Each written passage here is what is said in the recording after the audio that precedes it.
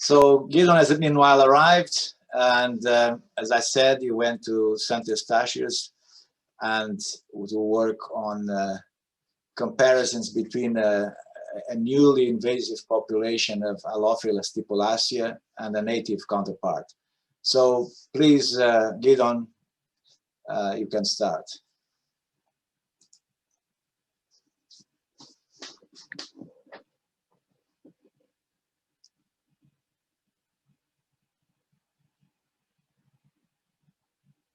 You just click as normally on the PowerPoint. Okay, can you hear me now? Yep. Okay, so I actually changed the lecture a little bit, the title. No problem. Okay, so basically the new title is going to be called Superior Traits of Invasive Compared to Native Populations. And as we said, we went to the Caribbean and we're comparing the results from the Caribbean compared to the native Red Sea Halophila. And this is a long list of many people who were in this project. So just a short intro about seagrasses. These are flowering plants, marine flowering plants that have amazing evolution. They return to the sea from freshwater plants.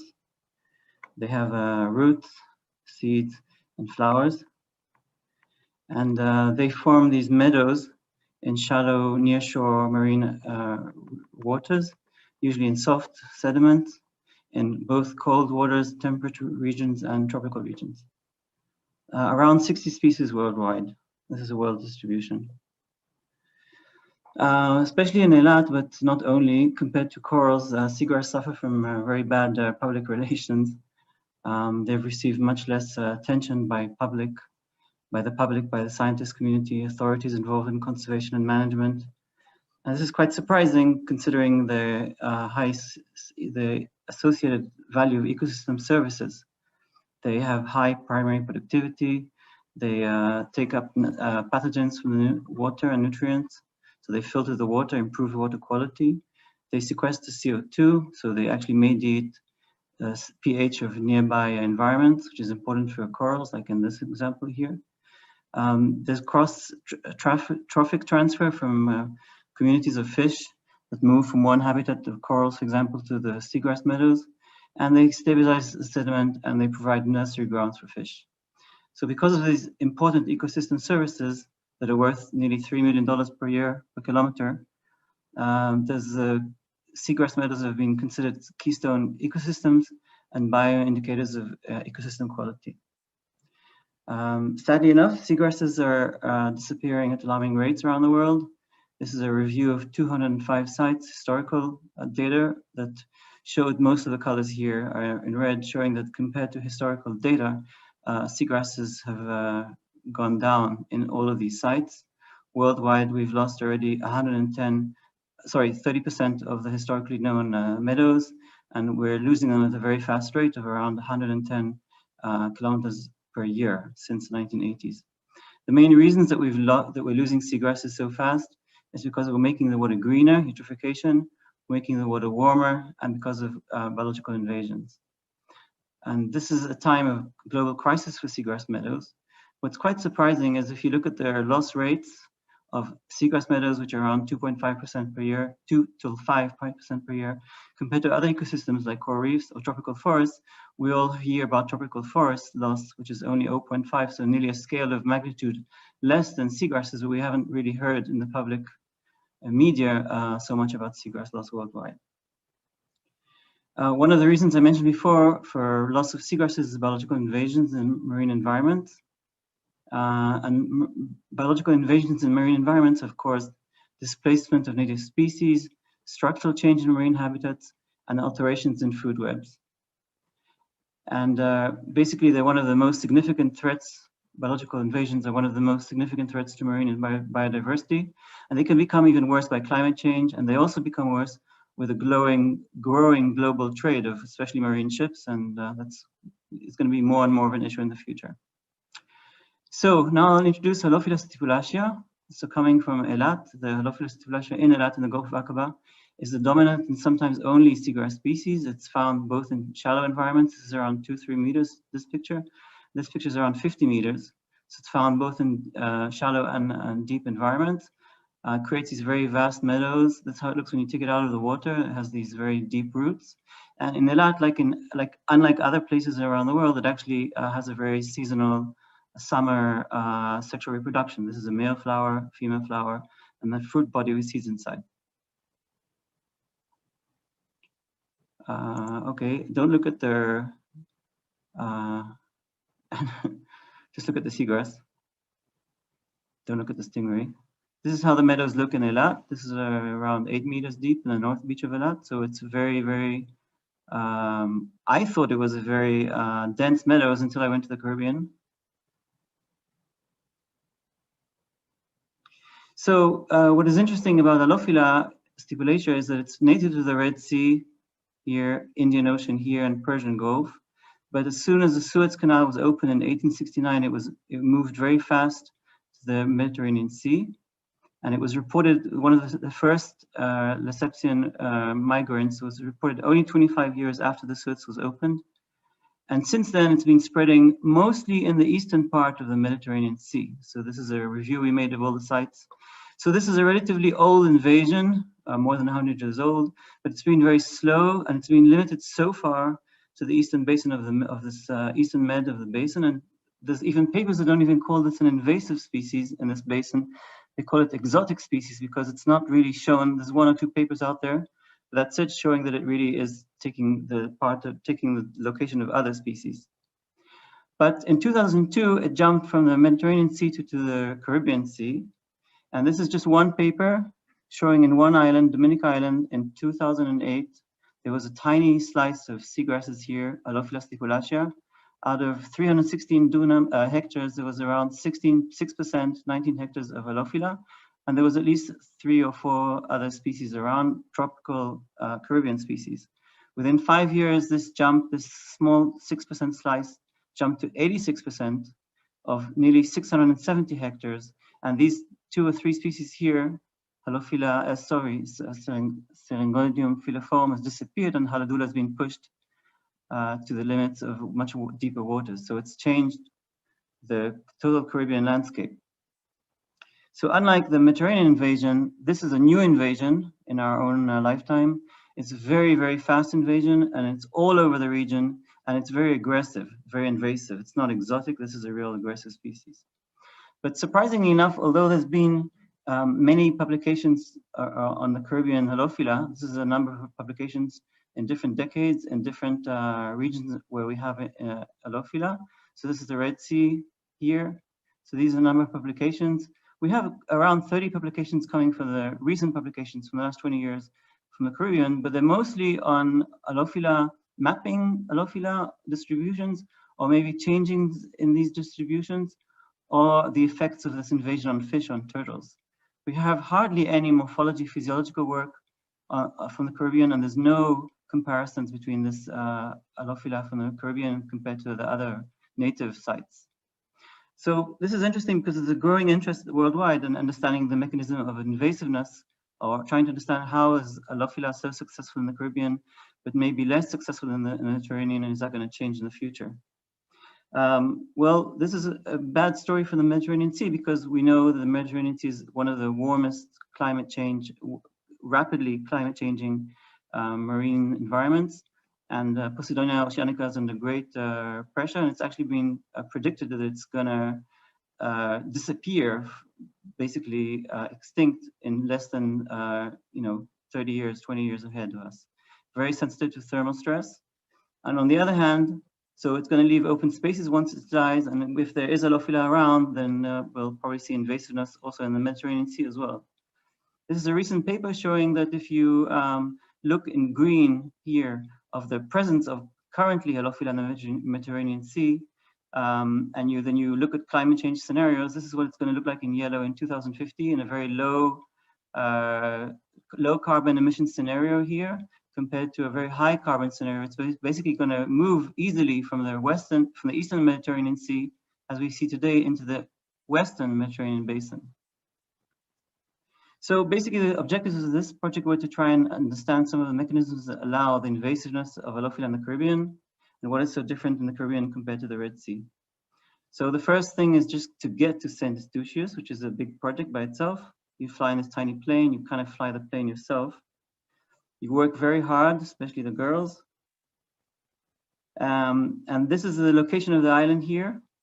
St. Eustatius is here. This is a really small island, and we were on the west side of it. We worked in 3 sites, 2 in 18 meters, 1 next to the reef. So the Halophila meadow comes right up to the coral reef here. And actually, sometimes even you don't see these hollows here. So it really comes right to the corals. Another site in the same depth, but not near the 50 meters away from the corals, and another shallow site at 10 meters. So these are 3 different sites that we worked at. 2 depths, 18 and 10 meters. And we looked at the photoquadrates, percent of cover. We collected material for microbiome work, and we marked plants in the field to look at growth rates. And then we have a bunch of papers coming out from the Red Sea that we can compare to, very recent papers where we looked at the data in the Caribbean, and we compared them to 2 or 3 sites of 2 seasons or 3 seasons or 3 depths that we have in the Red Sea. So we have a lot of data. And the first piece of results that I can show you is that these are the graphs. On the left-hand side is the data from the Caribbean. This is 10 meters from the Caribbean. This is 18 meters. And you can see that compared to the ELAT data on the right-hand side of the curve, the cover is actually much higher. And I was very surprised because I've been diving in the Red Sea for 20 years already. And then I came to the Caribbean and I saw this huge cover, percent of cover, and it was really surprising. What's even more surprising is that most of this cover is actually in the deeper sites, here and here. So the shoot density is really, really high in the deeper sites, tremendously much more than the ELAT. And this is a range of data that we have from the summer and the winter, so February and July, for a couple of years already. And then we looked at the biomass, and this was even more dramatic. The biomass, again, in the left-hand side is the Caribbean sites. Biomass were above ground biomass here was much higher than the ELAT plants, ELAT biomass. The below ground was again much higher, and even more in the deeper sites, was really high biomass in the deeper sites. And the above ground ratio, of course, was higher in the ELAT plants because they have less biomass in the below ground. So higher above ground biomass in the Caribbean, higher below ground biomass in the Caribbean. And what's really special is that you get really high biomasses in the deep sites, 18 meters. That's quite special. Then we looked at the morphometrics. There was no real difference between leaf area here in the Caribbean and in ELAT. Of course, as you go deeper from 10 to 18 meters, you have an increase in leaf area. And the same thing you see in ELAT, in all the sites in ELAT here, summer and in winter. That's to compensate for the less light. But what was really surprising, if you look at the plant and you count how many apical shoots, so these are these shoots here. In ELAT, you have only 1 apical shoot where the regrowth is from. But a typical plant in the Caribbean has, in this example, great example on the picture here, we have 1, 2, 3, 4 apical shoots. So this is actually growing at the same time in many, many different directions.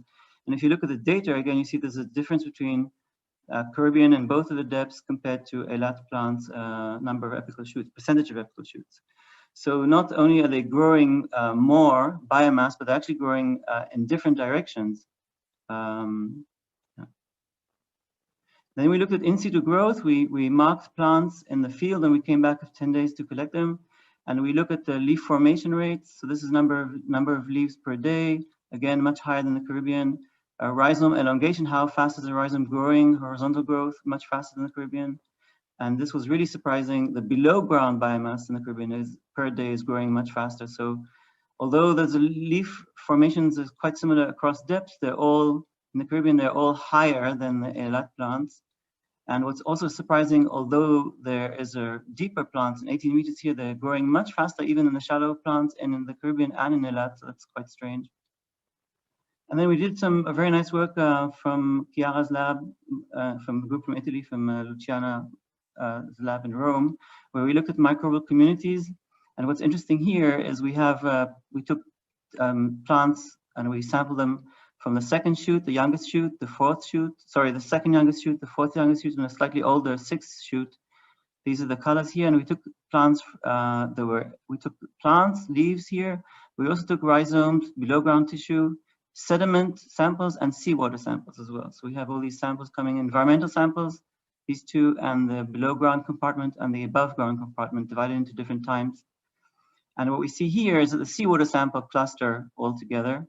The samples from the young shoots, which are like vertical leaves, they cluster all together, and the old leaves, which is these green circles, cluster together next to the sediment and to the below ground group. So basically, we think that we can cluster the sites. It will be clustering through sample type and not by habitat. If you look at the ELAT samples, this is a paper we published a few years ago, we see a similar picture. The method is a slightly different method, but the ordination shows quite a similar cluster where the type of sample here, which is the green, which is above ground, clusters separately from the below ground cluster here. So of course, both sites, ELAT and the Caribbean, are clustering, the microbial communities are clustering by sample type of the tissue rather than the sample site. But we don't know if there's difference in the functions of the bacteria. That's another question to find out in the future. Finally, this is the last part of the data I'll show, is we actually flew back from the Caribbean to Israel with plants. I was bringing back invasive communities back to where they came from in Israel. And we've been growing them in this mesocosm here for a year already. They're still around. So we've been having plants from 10 meters from Eilat here, and Caribbean plants also from the same depth, and we've been growing them for a year. So after following them for a few months, we started to do measurements. So we did measurements that we couldn't do in the field. So for example, we looked at the FE by FM fluorescence data, quantum yield of photosystem 2, and there was no difference between the photophysiology. Then we looked at apical shoots, and surprisingly, although these guys have been in the aquariums here for 6 months, they still have more apical shoots in the Caribbean than in Eilat. And if you mark the plants and you follow the growth rates, both in new leaves and in new apical shoots, you see that there's a much higher growth rates in the Caribbean. So although they've been acclimating for more than 6 months in the aquariums, they still remember where they came from. And then just to show you that it seems that invasive Caribbean plants are maybe doing better. They grow faster, they maybe are stronger. Have we seen this before? Well, I think we have. A few years ago, we brought plants back to the mesocosm from Cyprus in the Mediterranean Sea, and we grew them actually in the same aquariums with plants from Eilat, and we exposed all the two populations to thermal stress. So control was 27 and then 29 degrees here for 14 days, and another heat wave here for 31 degrees, 32 degrees.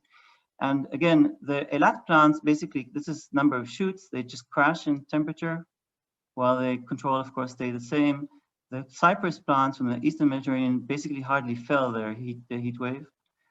Elongation, horizontal elongation, again, crashed in the Eilat plants, hardly felt in the Cyprus plants. PAM fluorometry, FE by FM, what I showed before, hardly felt in the Cyprus plants, but crashes and maybe some recovery in the Eilat plants. And even gene expression was very different between 32 degrees in the Eilat plants and the Cyprus plants. So we are seeing basically superior biological traits of invasive Staphylococcus pistillata also in the Caribbean and also in Cyprus. So to summarize, I've shown you the first comparison, quantitative comparison between native Red Sea and invasive Caribbean populations. Caribbean plants grew faster, the elongation was faster, they accumulated more biomass, especially in deeper sites, and they also grew in more directions at the same time. And compared to the native habitats, we think that this shows that they have superior traits, so this maybe helps them to have a successful invasion. And what are the implications of this for conservation and management? Well, looking at some papers out there, when people try to make predictions of what's going to happen in the future to invasive plants or invasive organisms, when they try to make predictions, some of the assumptions they make is they look at characteristics, certain traits in the native site, and they presume they will change, that they will be the same characteristics in the invasive sites. But these measurements, and they use this trait to predict what's going to happen in the invasive sites in new conditions.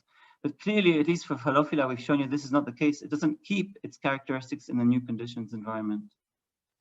And where the other implications of this work is maybe some ecological applications. There's a theory called evolution of increased competitive ability hypothesis. And this says that under identical conditions, if you have the same conditions, individuals or plants, in my case, taken from its invasive habitat, for example, Caribbean, can produce more biomass than individuals taken from the species from its native range, like in Eilat. And what's going to happen, and indeed, we've seen this in many papers, in alien environments, plants are more vigorous, they grow taller, they make more seeds than in their native distribution. So what have we seen in the Caribbean? We've seen some proof for this theory in the Caribbean Halophila plants. They grow faster, but we have not seen any sexual reproduction in Halophila plants in the Caribbean yet.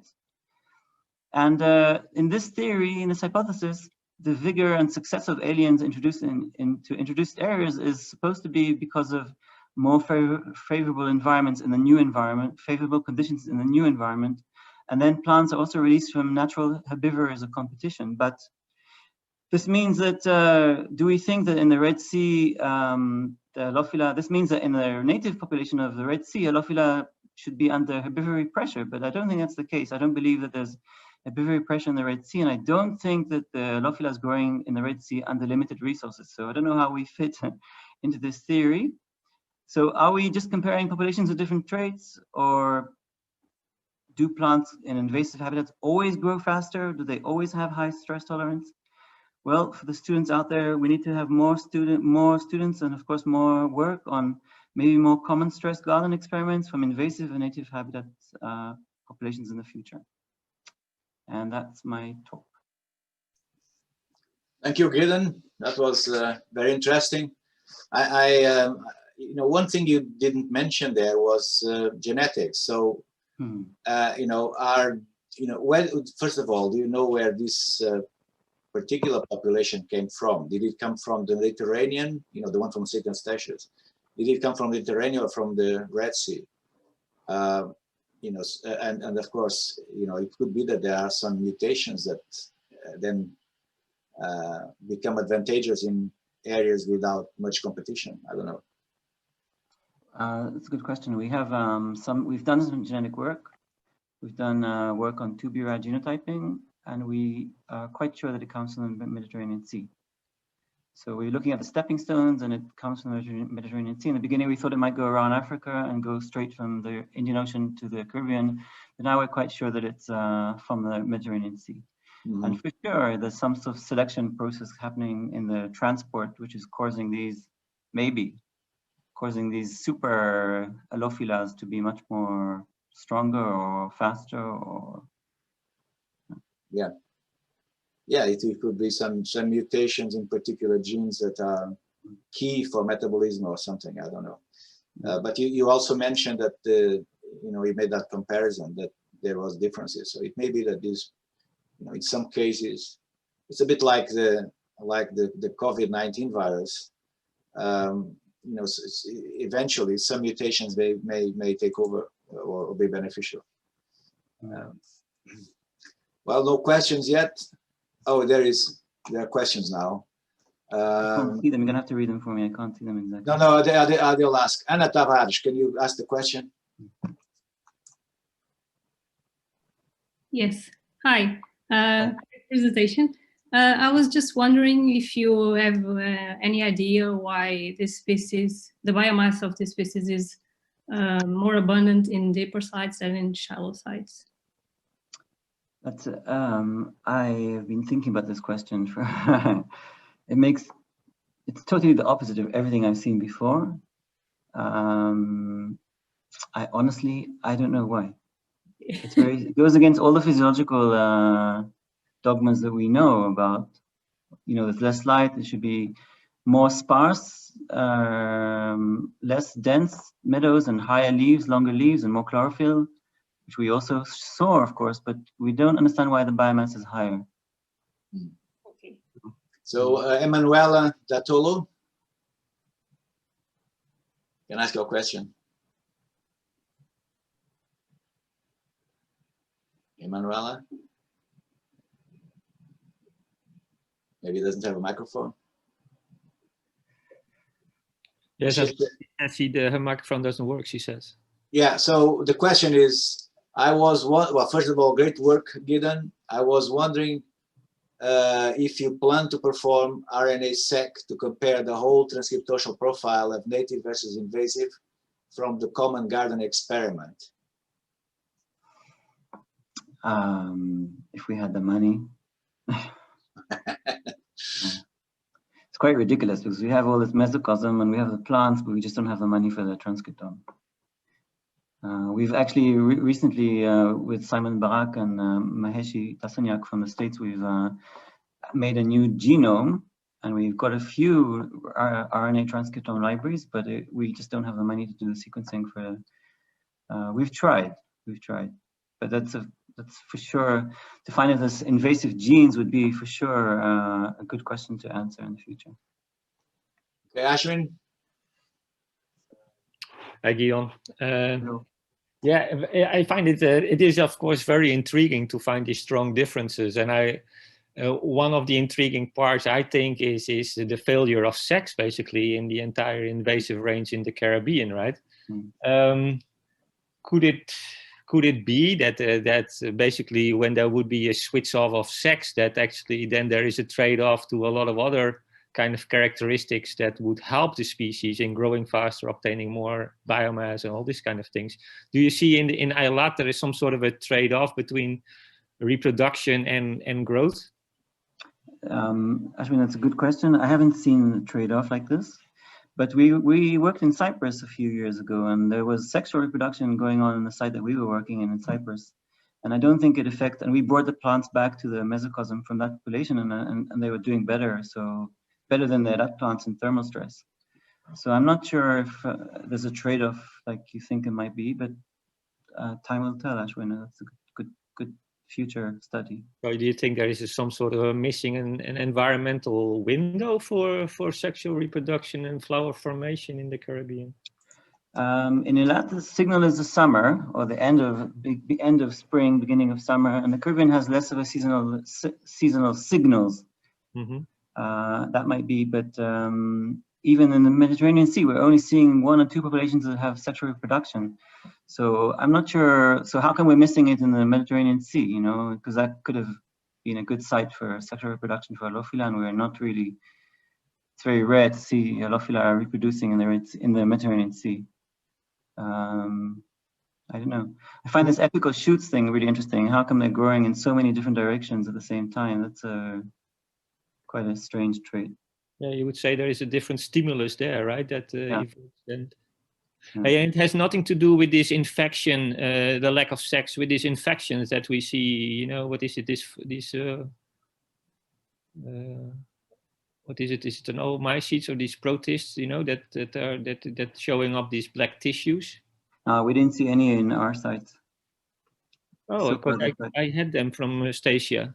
Okay. No. Okay, well, thank you very much, Gidon. That was very interesting. And now